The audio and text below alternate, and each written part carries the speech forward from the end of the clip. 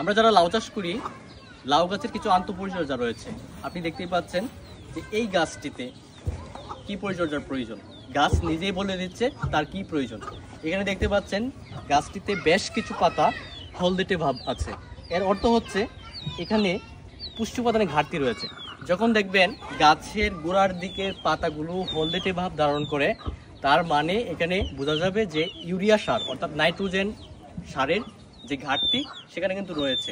আমরা দেখতেই পাচ্ছি গাছের পাতাগুলো হলদেটে বর্ণ, এবং এখানে কিছু পটাশ সারেরও ঘাটতি আছে। পাতার কিনারা থেকে পুরো ভিতরের দিকে যাওয়া, এটা পটাশ সারের ঘাটতির লক্ষণ।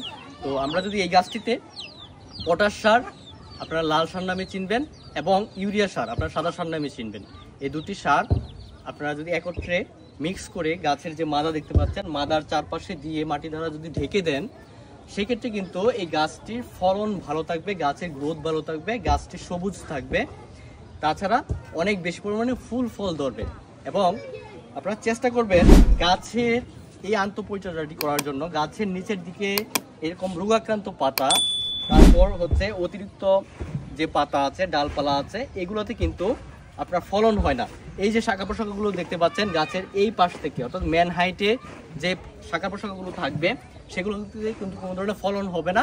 এই শাখা প্রশাখাগুলো শুধুমাত্র আপনার যে গাছ আছে সেই গাছের পুষ্টি উপাদান গ্রহণ করবে, এখান থেকে কিন্তু কোনো ধরনের ফলন হবে না। ফলন হবে হচ্ছে এই মেন হাইটের উপরের যে শাখাগুলোতে আছে সেই শাখাগুলোতে স্ত্রী ফল ফুল বেশি আসবে। এবং নিচের দিকে যে শাখা প্রশাখাগুলো এবং রোগাক্রান্ত পাতাগুলো দেখছেন, এই পাতাগুলো কিন্তু আপনারা কাটিং করে দিবেন, ছাঁটাই করে দিবেন। সেক্ষেত্রে কিন্তু গাছটি রোগমুক্ত থাকবে, পোকামুক্ত থাকবে এবং অধিক পরিমাণে বেশি পরিমাণে ফলন দিবে।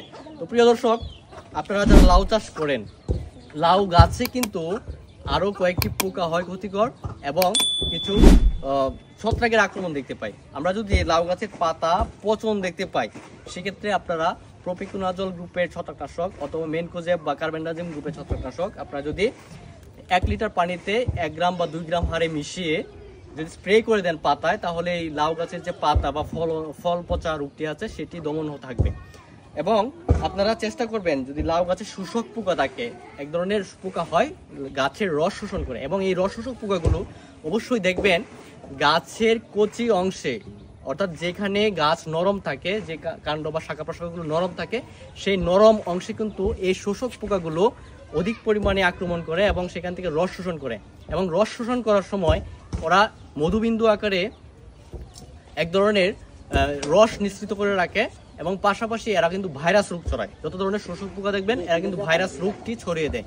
তো সেক্ষেত্রে যদি রস শোষক পোকার আক্রমণ থাকে কচি ডগাগুলোতে, সেক্ষেত্রে আপনারা কি করবেন, ওই কচি ডগাগুলোতে প্রায় 5 থেকে 7 দিন অন্তর অন্তর আপনারা ইমিডাক্লোরোপিড গ্রুপের যে কীটনাশক আছে, সেই কীটনাশক যদি 1 লিটার পানিতে 1 গ্রাম বা 1 মিলি হারে মিশিয়ে আপনারা যদি স্প্রে করে রাখেন সমস্ত গাছে, তাহলে এই যে রস শোষক পোকার যে ভাইরাস ছড়ানো রোগটি থাকে, মোজাইক ভাইরাস, সেই ভাইরাস রোগটিও কিন্তু ছড়াতে পারবে না।